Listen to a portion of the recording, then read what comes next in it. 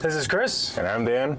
And today we're taking a 10R60. This transmission happens to be behind a 2.3 Mustang 2019. This also comes in the Explorers, Rangers, and Broncos. Probably be paired with any one of these engines, the 2.3, the 2.7, the 3.3, and they'll come in any configuration. If you have a 10R60, just follow along, and it might be a little bit different from yours, but you should be able to get the gist of how to take it out. Now let's get into the video. Okay, at the start here, you can see that Dan's taking off the shifter cable, and I'm working on taking the training lines off the front there of that bell housing. I'm also taking off the tranny cooler line bolts. There's 10 mils holding the shifter cable on and the tranny cooler line, and he's going to be popping that out. Looks like there's a 15 that goes onto the other line, the same lines that go to the front there. You just take that 15 nut off. It comes off the stud really easily. And there's an exhaust bracket right above my head. I think Dan will take that out in a little bit here. Now I'm working on taking the drive shaft out, and there's just 3 18s. You can take it out either from the dampener side or from the output shaft side. You saw me just unbolting the starter motor over there on the driver's side. There are just 2 15s on that. Starter motor just swings down. Battery's already disconnected up top. There's a rubber grommet you'll see later in this video. You have to pull out, and then torque converter nuts are right there. You just have to take off the front shield. We'll be taking that off in a second here. Then you can actually turn over the motor so you can get the rest of the nuts out. Now you see me working on the front shields. There's a bunch of 7 mils and push panels clips. That drive shaft, you have to sometimes use a little pry bar. You can keep the drive shaft inside, but you have to pry it back a little bit so you can get it out of the way, and then pop it over the little nipple that's on top of the output shaft there.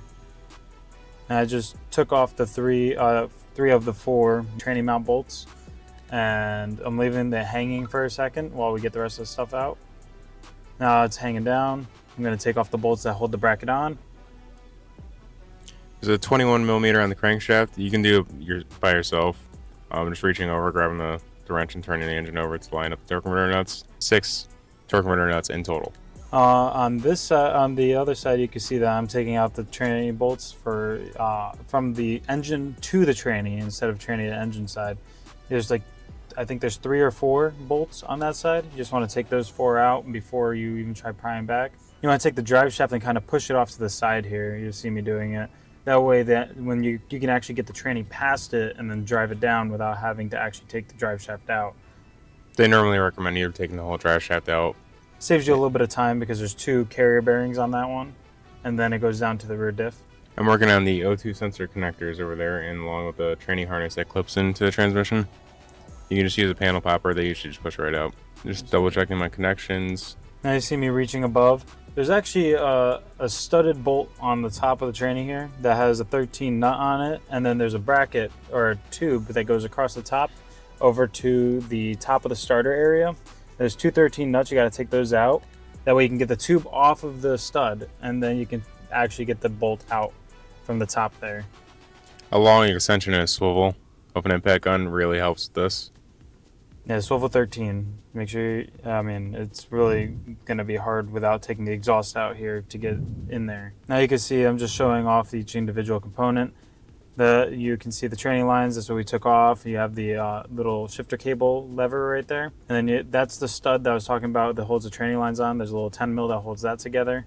And then there's a 15 back there. I don't know if you can see the stud there. It's just a little 15 nut. You take that off, and then the lines just pull off to the side.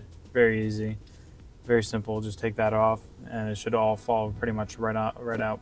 And then you want to take that shield off in the front there. We have a little grommet here showing you that goes where the starter. That's how you get the torque converter nuts out. You have to pop that out after you get the starter out. It's just a little noise canceling, a little noise dampener, so you don't hear what's going on in the torque converter area. You see the drive shaft's off to the side here, and you can see the tube here. This is the tube I was talking about with the 2 nuts, the 13 mil nut.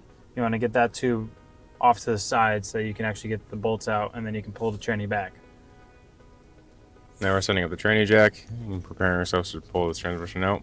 There's still, 2 or 3 bolts still left in this transmission. Yeah, you want to make sure you keep bolts in it, otherwise it might just fall out onto the ground, and that's never fun for anybody. You want a big old mess, and the core people might not take it back. And you don't have to worry about supporting the tranny. A lot of people say you have to support it after you get the tranny mounts out, but if you support it, it might get in your way when you're trying to do other things, or when you want to get the jack underneath. The support's just going to get in your way. It's easier to just let it hang. The motor's not going to fall out. It'll be fine. You see us trying to wiggle it out right now. It seems like the torque converter's stuck, and we have to pry it out a little bit. The torque converter can get stuck to the flywheel. Just get a pry bar in there and try to wiggle it a little bit. It should pop out. You might have to pull it out with the torque converter still stuck on the flywheel. That's okay. You're just going to leave a mess. Make sure you put a little bin underneath. And then we got a new transmission on the floor there, and our old one coming off of the jack right there. If you have a forklift, it makes it way easier. If you don't, you can use a regular you can use an engine jack. You can use, if you're on the floor, you're gonna have to slide it out with a jack and then put it on a normal jack. Or if you have a like one of the floor tranny jacks, you can use one of those. And I've seen people muscle them in, and whichever way you're doing it, it's just gonna be harder. Just always lift it up and put it on the forks. We're just gonna put the tranny jack right underneath it, and we're just gonna slap it right down on top of it. Super easy. You see the brackets on the front there? I took the bracket off of the rear of the tranny there. You have to make sure you swap everything over that you left on the tranny before installation, because some of it's really hard to get back on after you install the tranny. Now you have to swap over your torque converter holding brackets over to your core, repair it to go into the core return box. Yeah, Ford wants you to make sure that you get everything back the way you found it when you took out the new one on the old one. Otherwise, they may not return the core. Also take note of what type of yoke on your rear, going towards your rear drive shaft comes in the box. Sometimes they mess that up. You'll have to swap it over from your used unit. Now you wanted to line up your torque converter pretty much straight on with your flywheel. That makes it easier. And then it might just slide together. Make sure you line up your dowel pins, get everything set. We might make a future video on this. After you get it close, you want to start some bolts. You can see us starting some bolts. I think we already got the tranny together here though. But you want to get some bolts started and you want to slide it together. Make sure that the tranny kisses up to the motor. If it doesn't kiss up, then it might mean that your torque converter is hanging out a little bit and it might not be all the way in. And if you go to torque that down, you might break your block or the tranny bell housing. Basically, we did it all nice. All the bolts are in or starting to go in. And we can take that tranny jack right out of there. Getting that one studded bolt right on the top there. It's a little bit of pain to reach. The driver's side is way easier to get to because the cat's not in the way on that side. You see me putting my long extension up there and Dan's grabbing the gun. We're just going to zip these together real quick. Now I'm working on putting the transmission harness back together. Just for versatile procedure, plugging my two sensors in the main connector on the back of the valve body there. You see me putting the torque converter nut in, and we're about to just get that all socked down. Dan's going over there with the ratchet. I'm getting the rest of there's I think a couple more tranny bolts I have to get in, and then the two nuts that hold on to that tube, I put those back on. On the way up, also watch out for that drive shaft, because that drive shaft does hang up, and then we had to work around it a little bit. You have to wiggle it out of the way, and then you can get the tranny up, and then you can slide it right in. And then you have to pry it back over top of the yoke on the back. Otherwise, it won't. Otherwise, it's just gonna be stuck underneath it. You have to really pry on it. It'll make it over. Now you see us jack it up, and now we're getting the tranny mount back in.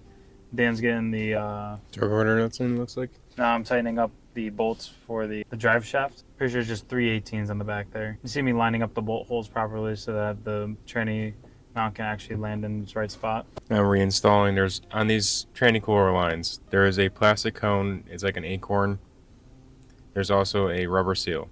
Plastic cone goes on first towards the outside of the transmission, and then the rubber seal goes on the inside.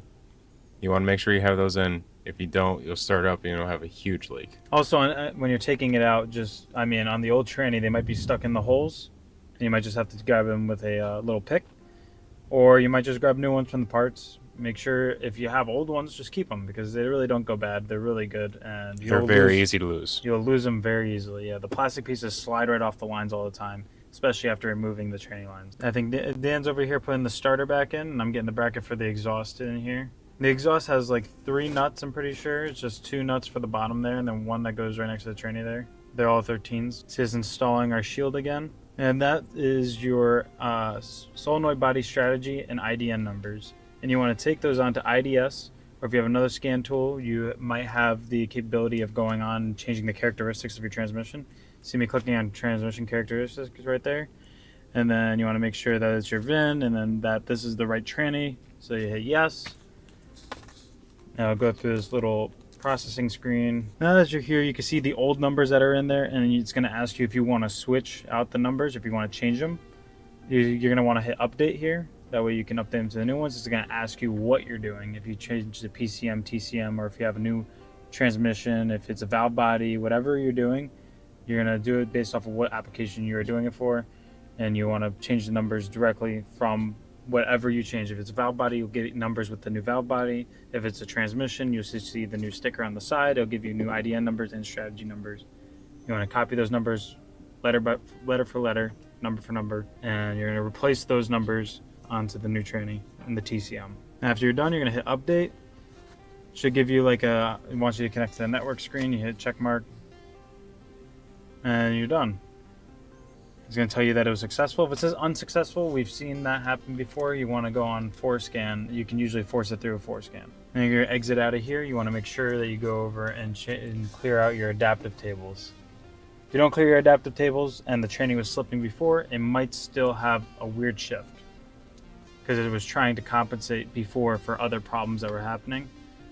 And now you have a new tranny in there that doesn't have those problems, but it's sending extra pressure because it wants to try and make that clutch hold on better. Whatever the case is, it's not going to drive as nice. You just want to clear the adaptive tables, and that's it. You want to go in and change and clear your codes if you had any codes. And if you didn't have any codes, you might have new codes, so you just want to check your codes anyways. So you see me doing a self-test on continuous DDCs, and I'll hit clear. I don't have any codes, so I didn't show the rest of this. It was all fine. I ended up starting the vehicle after this. And filling the transmission. You'll see on the side of the transmission there is a 19mm plug. You unscrew that. Inside there's a plastic dipstick tube. And it's not a traditional dipstick tube where it says high, low, or hot, cold. It has numbers on it. I believe on this one you'll have to look up your actual specifications for whatever vehicle you're working on. This one is supposed to be in between 4 and 5. So you're going to start it up, get it up to temperature, and fill it up to whatever your specification is. You see you have to use a pump. You be careful in this area too because your cat's going to be hot. Yeah, and if you get any fluid onto your cat, of course it's going to smell like tranny burning, or tranny fluids burning as you're going down the road. You also want to make sure that your engine is running while you're filling it, because if you're not running, you're just going to have a full transmission from the beginning, and you're not going to be able to fill it up all the way. These transmissions do come pre-filled, depending on what unit you're getting. If it's Jasper or if it's a Ford OEM, they may or may not. And if it is pre-filled, you still want to check your fluid and make sure you fill it up to the right number, because even if they come pre-filled, usually they're not to the top because all the solenoids haven't been working and they haven't pumped the fluid through everything that you're going to be pumping the fluid through. So you want to start the engine, check your fluid, and if you need something, you put it in. And whenever you're doing transmission or any kind of transmission work, you probably should either replace or flush your transmission cooler.